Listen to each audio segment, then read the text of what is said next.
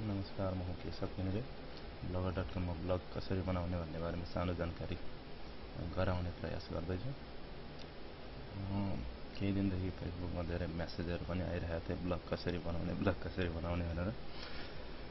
Blog बनाउन सजिलो पनि छ, अहिले नेपाली ब्लगहरू पनि धेरै बनिसकेका छन्।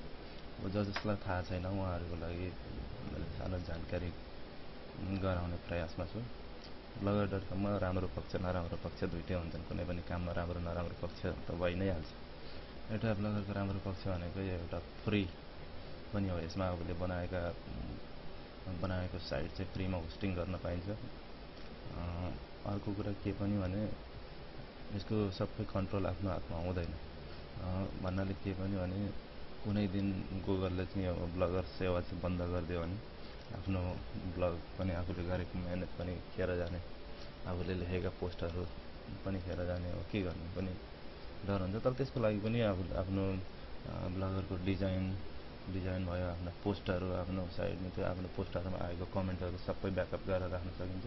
त्यसलाई पछाडि यदि कुनै दिन गुगलले यो ब्लगर बन्द गरिहाल्यो भने पनि हामीले आफ्नो होस्टिङ किनेर त्यो पोस्टहरू भयो त्यो सबै होस्ट गर्न पनि सकिन्छ। अर्को नयाँ साइट बनाउन पनि सकिन्छ।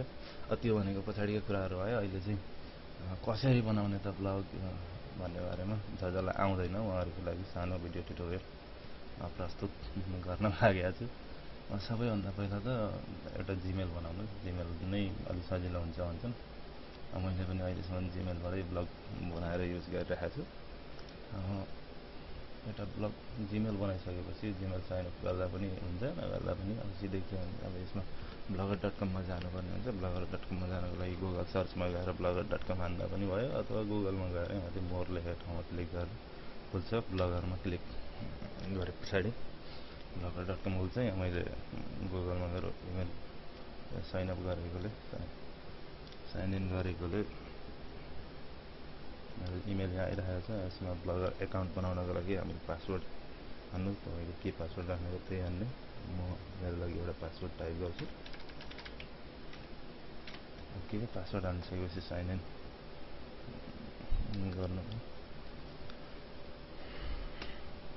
ओके, साइन इन भइसक्यो। एबाउट प्रोफाइल, यहाँ गएर प्रोफाइलमा केही परिवर्तन गर्न पनि सकिन्छ। यो भनेको तपाईँले पछाडि गर्दा पनि हुन्छ। यहाँ साथसाथै छिटो मिठो गर्ने कुरा गरौँ। यहाँ कन्टिन्यू टु ब्लगरमा क्लिक गरौँ। ओके, यहाँनिर blogger.com मा तपाईँले साइन इन गरिसक्नुभयो।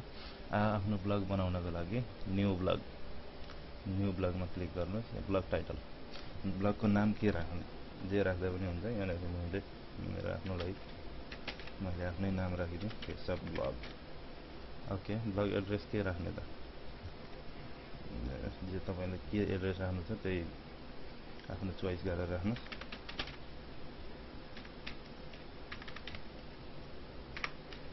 ओके, यो भने this blog address is available भनिसके पछाडि अब डिजाइन, यहाँनिर ब्लगरले फ्रीमा दिएको डिजाइनहरू छन् केही। यहाँ कुनै एउटा चुज गर्दा पनि हुन्छ, नगर्दा पनि हुन्छ। त्यो भनेको पछाडि आफूले कुनै पनि बेला ब्लगर टेम्प्लेट चेन्ज गर्न सकिन्छ। गुगलमा गएर ब्लगर टेम्प्लेट टाइप गरेर खोज्ने हो भने छ्यापछ्याप्ती नै ब्लगर टेम्प्लेटहरू फ्रीमा टन्नै पाइन्छन्। त्यतैबाट अपलोड गर्दा पनि हुन्छ। उदाहरणकै लागि म यहाँनिर एउटा कुनै सेलेक्ट गरेर यो एउटा म सेलेक्ट गरेर क्रिएट ब्लगमा क्लिक गरिदिन्छु। ओके, ब्लग, तपाईँको ब्लग तयार भयो। ब्लग तयार भइसके पछाडि भ्यू ब्लग गएर तपाईँ आफ्नो ब्लग कस्तो भयो भनेर हेर्न पनि सक्नुहुन्छ। वाउ, कति छिटो मेरो एउटा ब्लग त तयार भइसकिहालेछ त।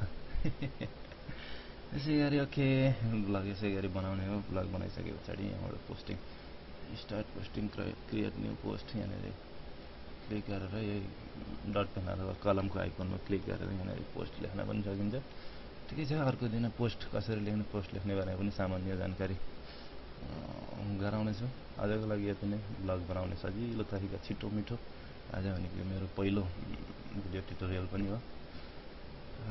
ठिकै छ, अर्को भिडियो ट्युटोरियलमा भेटौँला। धन्यवाद।